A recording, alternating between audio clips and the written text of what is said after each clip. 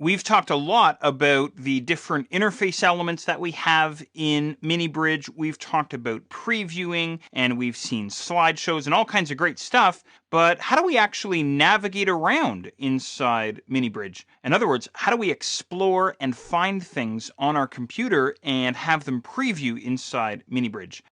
Well, that's a great question, and there's lots of different ways to go about doing that. Let's take a look at some of the more common ways. First of all, make sure that you have your navigation pod open on the left-hand side. And of course, if you don't have that guy open, just head all the way up to this drop-down menu here, the panel view drop-down, and make sure navigation pod is turned on. You should see what I see here now. And I'm going to start off with favorites. Now, what the heck is favorites? Well, favorites would be sort of any common location that you have on your computer. And you can see that I have several favorites already added in here. For example, I have my desktop, I have my computer, there's my Macintosh hard drive, I have my pictures folder, and so on, right?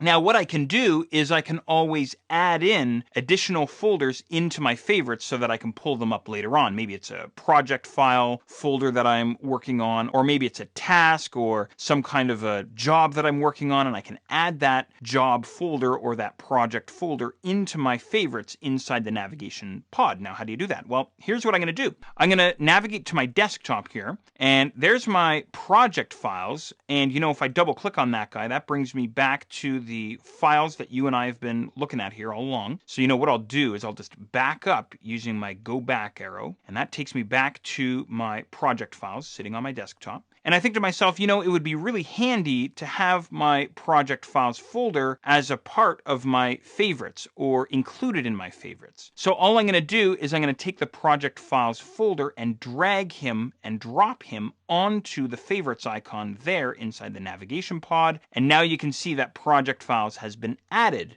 to my list of favorites. So in other words, now what I can do is I can go to, for example, my computer, I could go to pictures, and I can also go to project files. So pretty cool. So your favorites, think of your favorites almost as your list of bookmarks in your web browser, just common locations on your computer that you want to be able to get to very quickly, right? Now, what else do we have in addition to favorites? Well, we have recent folders. So here's a list of recent folders that I've navigated to on my computer. Again, the idea here is that I can simply click on them and MiniBridge will take me to those different locations if I want. There's my Mac hard drive, for example, or there's my desktop once again, and of course my project files again. I could go to recent files, or I could also use something called collections. Now we'll talk about collections in more detail in just a little while, so you'll see what they're all about. And of course, the other way that I can go about navigating is I can use my breadcrumb bar, as I call it, or this navigation bar right across the top of the MiniBridge interface. For example, I could go to